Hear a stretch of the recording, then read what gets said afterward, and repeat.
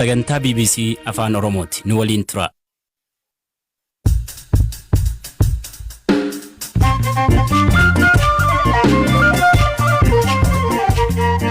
Yooyya malee yooyya dhaggeeffattoota raadiyoo BBC Afaan Oromoo nu dhiyaadhaa bakka nu dhaggeeffachuu jirtan cufaatti sagantaan keen am jalqaba.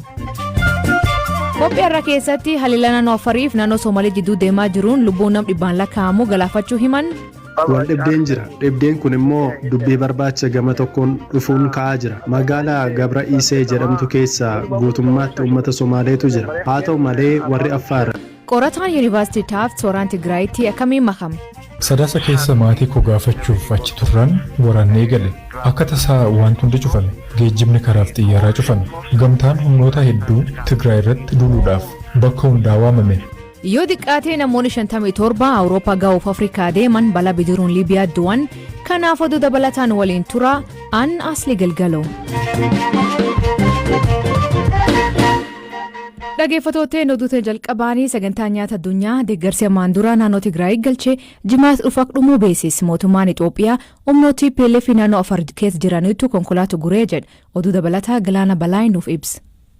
Waraana naannoo Tigraayitti dhalatee walqabatee gaaga'ama namoomaa dhalateef deeggarsa barbaachisu dhiyeessuutti ka jiru sagantaan nyaata addunyaa deeggarsi amma dura naannoo Tigraayitti galche jimaata dhufu kan dhumu akka ta'e beeksise. Dhaabbata biyyoota gamtoomaniitti qaama deeggarsa namoomaa qindeessu kanaa ka hoogganan Deevid Beeslii fuula Tiwiitaraa isaanii gubbaatti ergaa maxxansaniin deeggarsi Tigraay qaqqabee jiru jimaata akka dhumu ibsaniiru. Namoota naannicha keessatti deeggarsi guyyuu isaan barbaachisu hunda osoo addan citiin sooruuf guyyaa guyyaan deeggarsi konkolaataa fe'isaa 100 ta'u haaraan naannoo Tigraay galuutu irraa eegamas jedhaniiru. Mootummaan federaalaa loltoota isaa naannoo Tigraay keessaa erga baasee lolli gara naannoo Amaaraa fi Affaaritti ce'ee jira. Ulaan deeggarsi namoomaa gara Tigraayitti seenuu kan Affaar keessa qaxxaamurus sababa lola ammaan tana naannoo Affaar keessatti lolamaa jiruuf konkolaattotni darbuu hin dandeenye. Beesliin akka jedhanitti lola Affaar keessatti gaggeeffamaa jirurraa kaka'e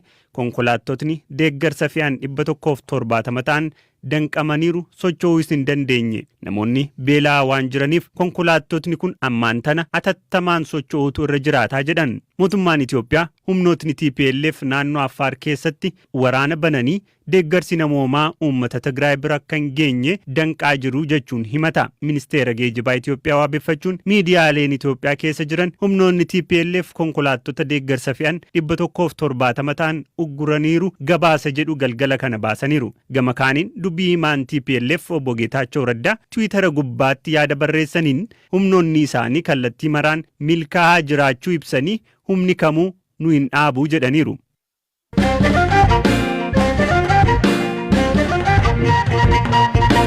Masariitti toora intarneetiin ijaarsi haaromsaa fi maallaqa walitti qabuuf tolfame lammiileen Itoophiyaa biyyoota garaagaraa keessa jiraatan sa'aatii 48 keessatti birri miliyoona 3 ol walitti qabu humni elektiriika Itoophiyaa beeksise. Karaa toora banamee kanaan sa'aatii tokko keessatti gumaata doolaara 1,500tti taasifamaa jira jechuun Daayireekteriin Kooppareetii Kominikeeshinii dhaabbatichaa obbo Moogas Makonnin BBC'tti hime. አንደኛ ከዚህ በፊት ድጋፍ ማድረግ ቢፈልጉ እንኳን ረጅም ሰዓታት tokkoffaan ammaan dura deeggarsa gochuudhaaf yoo barbaadan illee yeroo dheeraadhaaf konkolaataa ofuun embaasiif qoonsilaa keenya deemuun dirqama ta'a. Boondii bituuf illee qaamaan achi deemuun isaanirra jiraata ture. Amma garuu achi deemuun osoo isaan irra hin jiraatiin bakkuma jiranii gumaachuu danda'u. Filannoon kan biraan kan dhiyoo fagoon immoo appilikeeshiniidhaan kan hojjetus qophaa'aa jira. Akkuma appiiwwan moobaayilaa kanneen biraatti kan hojjetudha. Inni kuni gama sinis dhufaa jira. Kana jechuun diiyaasporaan kan dhalootaan Itoophiyaa ta'e kan biyya alaa jiruu fi michuuwwan Itoophiyaas dabalate hidha haaromsaa guddicha Itoophiyaaf filannootti deeggarsa godhu kan uumudha. Filannoon kun osoo dursee hojiirra oole ta'ee maallaqni guddaan ni sassaabama ture. Ammas garuu lammiiwwan Itoophiyaa fi dhalataa Itoophiyaa biyya alaa hanga ammaatti gaabbiin jiru sarara kanatti kan fidu waan ta'eef ammas hin barfannee jennee amanna. Waltajjiiwwan kana erga ifa goone sa'aatii 48 keessatti doolaara Ameerikaa 70,000 ol walitti qabameera. Kana jechuun sa'aatii tokkotti giddugaleessaan doolaarri 1,500 ol sassaabamaa jira jechuudha. Kana jechuun dhalataan Itoophiyaa fiixee kamirra yoo jiru karaan akkasii akka mijatuuf eegaa ture jechuudha.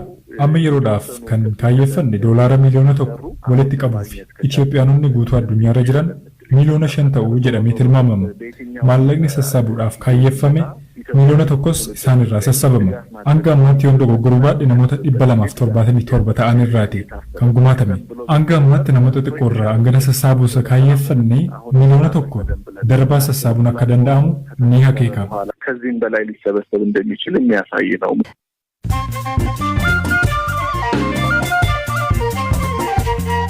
Dhaggeeffattootni oduu gaggabaabaa addunyaa jalqabaanii mana murtii himatamtoota ajjeechaa artist Hacaaluu Hundeessaa balleessumaan irraa mure adabbii lachuuf irraa beellamee ture garuu guyyaa biraa dabarse. Kun kan ta'eef himataan tokkoffaa Xilahuun Yaamii nama maatii bulchu waan ta'eef qabxiin adabbii akka irratti iyyatee ture. Mana murtichaa iyyannoo kan fudhate ta'uu himuun Xilahuun Yaamii waraqaa gandirra barreessisuun haga jimaatatti mana murtichaaf akka dhiyeessu ajaje.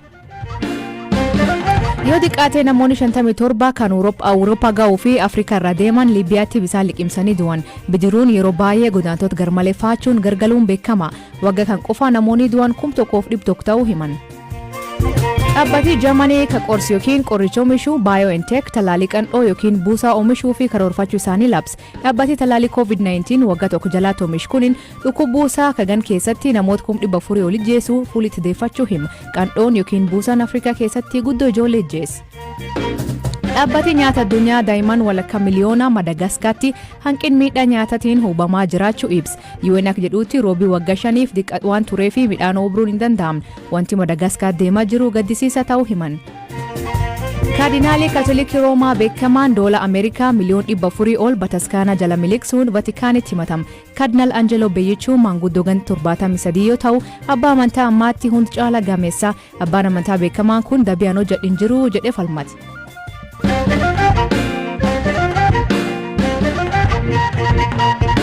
Waldhibdeen naannoo Affaariif naannoo Soomalee ammallee galuun lubbuu namoota dhibbaan lakkaa'amu galaafachuu BBC mirkaneeffate.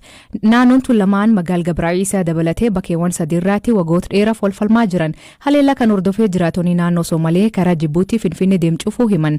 Waayilikoo Galaana Balaay wajjira kominikeeshinii mootummaa naannoo Soomaaleetti hoogganaa itaanaa kataan obbo Mohaammed Rooblee waan deemaa jiru gaafate. Mootummoonni naannoo Somaalee fi Affaar kiyyaa jedhanii naannolee irratti wal dhaban keessaa kataate magaalaa Gabraayisee jedhamtu keessatti haleellaa sanbata xiqqaa darbe raawwatameen namootni dhibbaan lakkaa'aman ajjeefamuun dhaga'ameera. Magaalota naannoon Affaarii fi Somaalee kiyya jedhanii irratti wal dhaban sadan daandii guddicha Finfinnee fi Jibuutii wal qunnamsiisan irratti argamu. Waajjira dhimmoota kominikeeshinii mootummaa naannoo Somaaleetti hoogganaa itti aanaa kataan obbo Mohaammed Rooblee BBC'tti yoo himan sanbata xiqqaa darbeerraa eegalee magaalaa Gabraayisee jedhamtu keessatti haleellaa qaamoleen naannoo Affaar raawwataniin namootni dhibbaan lakkaa'aman ajjeefamaniiru jedhan. ግጭቱ ደግሞ ያው በአንድ በኩል waldhibdeen jira. Dhibdeen kun immoo dubbii barbaacha gama tokkoon dhufuun ka'aa jira. Magaalaa Gabraayisee jedhamtu keessa guutummaatti uummata Somaaleetu jira. Haa ta'u malee warri Affaar seenaadhaan lafti kun kan keenyaa jedhu. Magaalotni biroon lama irratti wal dhaban Foonaa fi Adeeyituu jedhamu. Magaalotni sadan kan kootii jedhu. Magaalotni sadan daandii Jibuutii fi Finfinnee wal qunnamsiisurra jiru. Magaalaa Gabraayisee jedhamtu Awaash dabartee magaala jalqaba argattudha. Achitti warri Affaar dhufanii weeraranii kan magaalattii keessa jiran kaan ajjeesanii kan 690 ta'an ammoo baqatanii kaampii raayyaa ittisa biyyaatti baqatan. Warra kaampiitti baqatan kaleessa galgala sa'a 12tti achi baafne. Jiraattota achi jiran ni fixanii jechuun ni danda'ama. Qabeenyas akkuma jirutti mancaasan. Magaalattiin ammoo to'annoo humnoota Affaar jala jirti. Kanneen uguramanii turan irraa akka odeeffannetti namootni 350 ta'an ajjeefamaniiru. Har'a gara magaalattii gallee qorachuuf yaallus hin milkoofne. Garuu magaalattiin akkuma jirtutti mancaafamteetti. Haleellaa kana humnoota naannoo Affaartu raawwate ka jedhan obbo Mohaammed qaamolee kana maqaadhaanii himataniiru. Itti dabaluunis ammaan tana magaalattiin humnoota Affaar jala waan jirtuuf lakkoofsa namoota du'anii fi haala qabatamaa jiru hubachuuf rakkachuu dubbataniiru. Humnoota nageenyaa naannoo Affaaridha. Humni addaa naannoo Affaarii fi milishaa akkasumas humnoota hidhatan kan guugumoo jedhamanis jiru. Isas dabalateeti. Kanaaf isaan kanatu haleellaa raawwatan. amma tasgabbii dhabuun jira. Uummatni naannoo kana jiru hedduu gaddeera. Magaalattii keessaa mana jiru hunda seenanii saamanii viidiyoo waraabanii ergu. Warra maatii jalaa bade wal qunnamsiisuuf yaalaa jirra. Uummatas tasgabbeessuuf yaalaa jirra. Magaalaa abbootiin warraa 2000 ol keessa jiraatu jedhanii tilmaaman kana keessatti haleellaa raawwatameen qaamoleen uummataa naannoo Somaalee dheekkamuun daandii guddicha magaalaa Finfinnee fi Jibuutii wal qunnamsiisu bakka adda addaatti cufuun dheekkamsa isaanii ibsaa akka jiranis obbo Mahammad odeeffannoo qabaachuu himaniiru. Odeeffannoon akkasii jira. Naannolee Aayishaa, Dawwallee fi Haddi Gaaraa bakka jedhaman daandiin cufamuun ta'eera. Daandiin cufamuun ta'eera odeeffannoon jedhu jira. Daandicha kan cufan dubartootaa fi dargaggoota odeeffannoon jedhu nu qaqqabeera. Sababni namoonni kun daandii cufaniif haleellaa raawwatameen aaruun haleellaa raawwataniiru odeeffannoo jedhu nan qaba. Haa ta'u malee jaarsoliin biyyaa fi mootummaan naannichaa bakka sanatti imaluun daandii banuuf socho'aa jiru. Naannoon Affaar ammaan tana daangaa naannoo Tigraay waliin qooddattutti humnoota Tigraay waliin waraanatti kan jirtu yeroo ta'u raayyaa ittisa biyyaa dabalatee humnootni addaa naannoleerraa lola Tigraayiif bobbaafamanis naannoo Affaar keessatti humnoota TPLF waliin waraana irratti argamu. Naannoon Somaalee magaalaa Gabraa'isee keessatti haleellaa humnoonni Affaar raawwachuun himataman kana laalchisee guyyaa kaleessaa bilbilaan gaafanneen hoogganaan waajjira dhimmoota koominikeeshinii mootummaa naannoo Affaar obbo Ahmed dhimma kana irratti dubbachuu hin feene. Har'as irra deddeebiin yaallus argachuu hin dandeenye. Waggaa tokkoon dura Dr. Mulugeeta Gibrehiwoot Yuunivarsiitii Tufts Massachusetts keessatti qorata ture. Garuu am Tigraay keessatti waraan deemaa tureet makamuun hirmaachuu dubbata. Inni garuu akkamiin achi deema? Akkamiin lol kanaatti hirmaata? Ji'a 8 keessatti maal arga? BBC Newsday waliin turtii kataasise dhaggeeffadha. I was here in November visiting family and then the war erupted. Sadaasa keessa maatii koo gaafachuuf achi turran waraanni eegale. Akka tasaa waan hundi cufame. Geejjibni karaaf xiyyaaraa cufame. Gamtaan humnoota hedduu Tigraay irratti duuluudhaaf bakka hundaa waamame. Yeroo akkanaa wanti hedduu yaaduu danda'a namni. Isaan keessaa tokko wanti namni yaaduu danda'u kun waan namni jalaa baqachuu malee ani nama guddaadha. Gara dubbiin kun deemtu waan beekuuf waraanni kun TPLF yookiin bulchitoota Tigraay irratti miti. Waraanni kun kan uummata Tigraay balleessuudhaaf ka'e waan ta'eef kana jalaa baqachuu hin danda'u jedheen murteesse. Haala kana keessatti filannoon arge kana qofa. Kanaaf mormii kanatti makame waan danda'uun gumaachaa ture.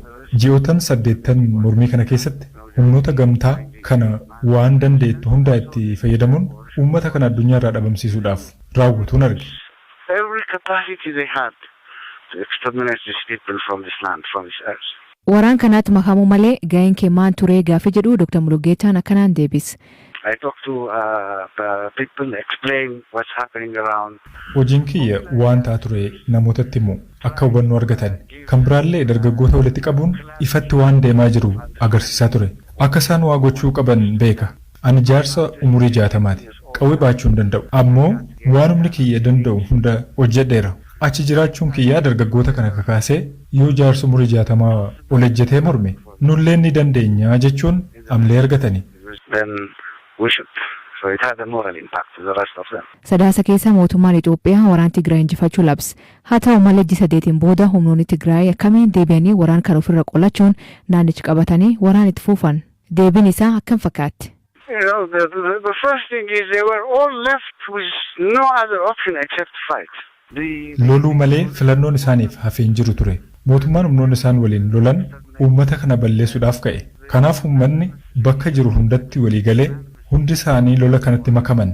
Kan duraasa kana torba muraasa erga mootummaan mormitoota dhabamsiifnee jedhee labsee dargaggoota walitti qabanii namoonni 10,000 lakkaa'amu qophaa'ee ture.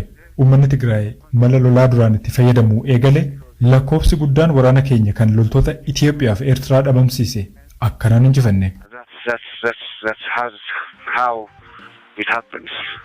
Watooteen sagantaan irraa ganumaan waliin turuu keessaniif ulfaadha isaniin jedha. Mammaasii galgal kana goga naafaa jedhu waraabessi keessumaa deem. Kan isa san biraatti maanii kooment keessatti nu beeksisa. Sagantaa kana qophees Galaana Balaa gam teknikaatiin Deevis Masaaru kan isaniif dhiyeessan Asli Galgalooti nagaa akka bulaa oraa bulaa deebana hangafamaan dhan bulaa.